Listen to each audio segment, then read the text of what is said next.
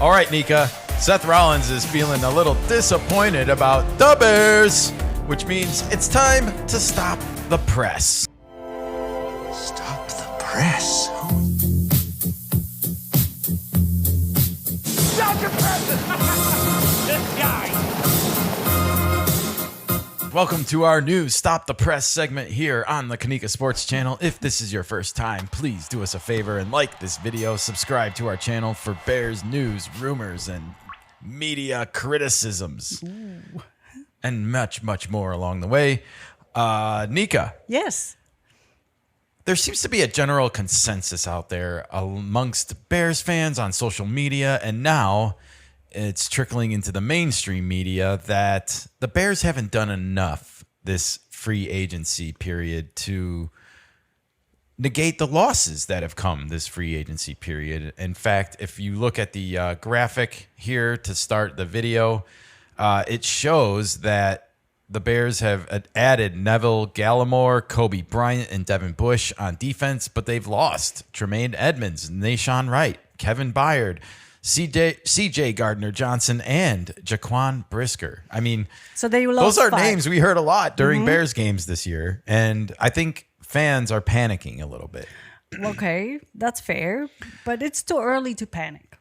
It is too early to panic, but at the same time, it's not stopping it from happening. Well, there's no bigger Bears fan out there than Seth freaking Rollins, everybody. And he is a Good Morning Football contributor. And he was asked about this by host Michael Yam. Okay. And I clipped this for everybody because I think Seth is joining the Bears social media fandom in wanting to jump off the bridge. And so we need to listen to what he had to say about this. And then we need to stop Pull him him. out? We need to stop him All from... right.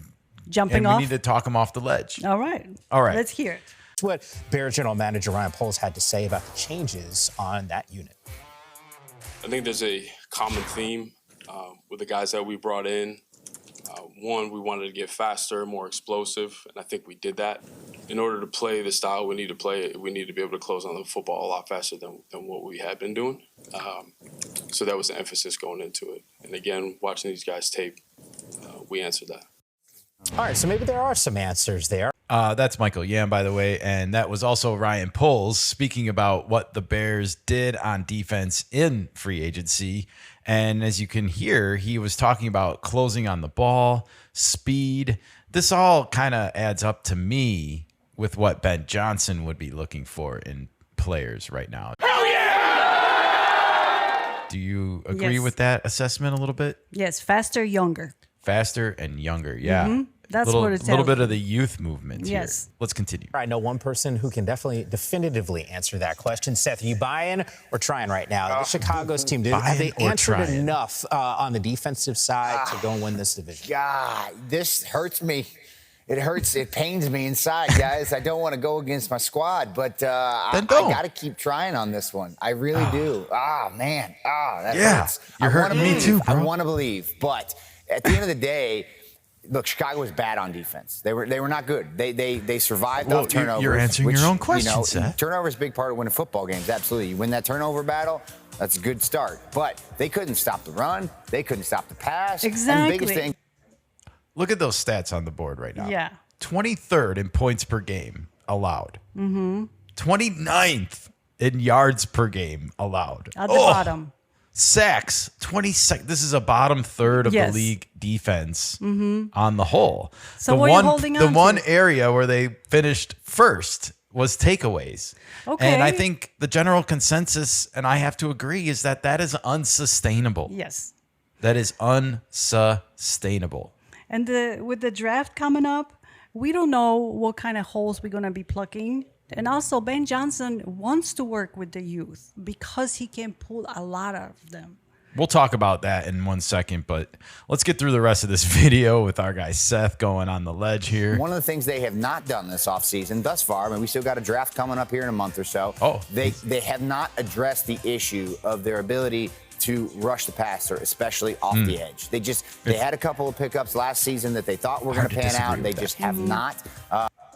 Those pickups last season, by the way, Dio Odangbo. Yeah. Not great, everybody. A lot of money tied up with that. So I understand it. Montez Sweat is still a force when he needs to be sometimes, but it's not as consistent as you would like. And a lot of times it just leaves that secondary on an island. And their linebackers were not fast enough last year. Jermaine Edmonds was not there. TJ Edwards was not healthy a lot of the season. And so I just don't know until I was hoping we would add a pass rusher in Chicago to kind of speed up those offenses a little bit and make it a little bit easier on that secondary. But for now, Mike G, I hate to do it. I'm going against the Bears. I got to keep trying on this one. Well, you can't just focus on what's now. You have to look at it beyond it. There's more to come. Yeah, this roster is going to look a lot different, I think, come the end of August. Absolutely. And we have a long journey to go to get there.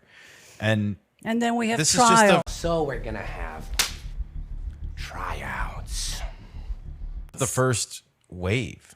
Yes. You know, like we've literally just kind of started to crack into the second wave of free agency. Absolutely. So you're telling me there's a chance? Yeah!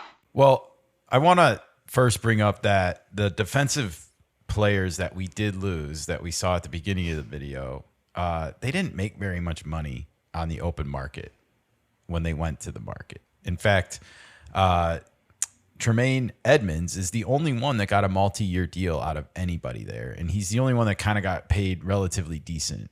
3 years, $36 million. But I think a lot of people argued that that's an overpay for him. Okay. Some of these other guys like CJ Gardner-Johnson getting $6 million a year from Buffalo.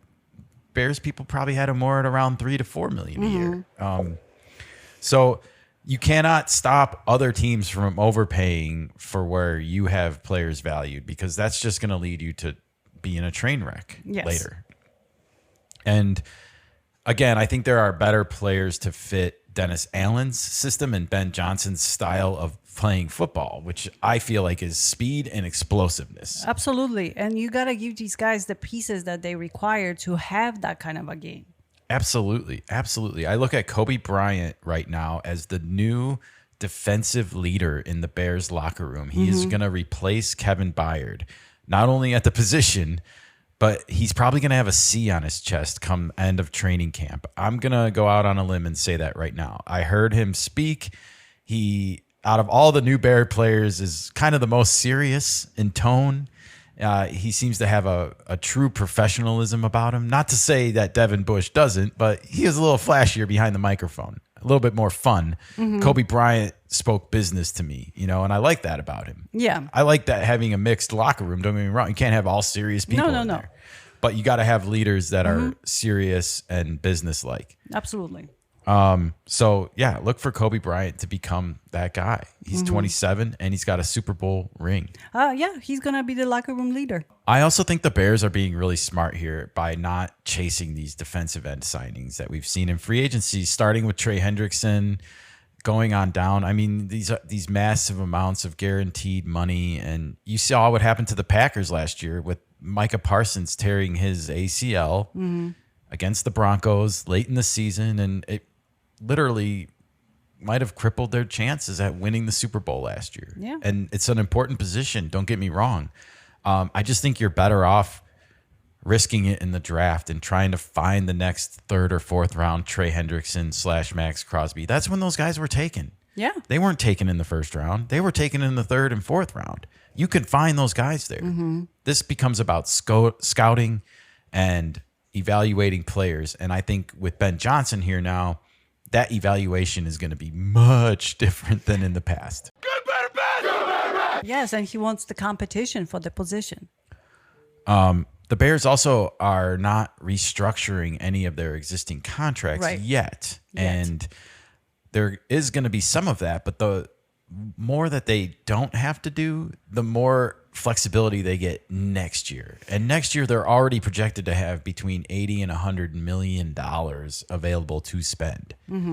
So food for thought while we go into that season. By the way, we're going to have to pay Caleb Williams a crap load of money somehow. Sure. So, and I don't think Ryan Pauls wants to kick the can down the road and have this piled up at the end for the next season to do all the restructuring or year after that. 100%. So whatever he can get this year with the draft, it will be helpful for the next season of the contract restructures. Absolutely. And I think the last thing I want to say about this is this is why we hired Ben Johnson also. And he makes a lot of money too. To coach up players and to find talent where others fail.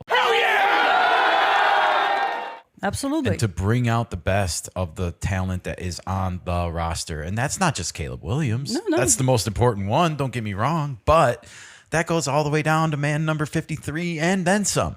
Well, he's the coach of all the players, not just Caleb's. He is. And you are only as strong as your weakest link. And that is so true in football, especially in a sport with injuries. Yes. And that you need next man up kind of mentality almost on all 22 spots on the starting lineup and then some. It's an unforgiving, cutthroat business. And the stronger you are at the back end of your roster, the better off you're going to be. And so I'm glad we didn't chase those objects. And I'm glad now we're going to go into this draft. We still have our draft picks. And we're going to probably get a bunch of new players for Ben Johnson and Dennis Allen to develop. And that's also going to lead to competition at some of the existing spots. Look at how much our rookies last year contributed. Luther Burden, Colston Loveland, Kyle Monungai, all big impact players on offense. Let's do the same thing on defense this year. Yep. And I think we'll be in pretty good shape. I think so.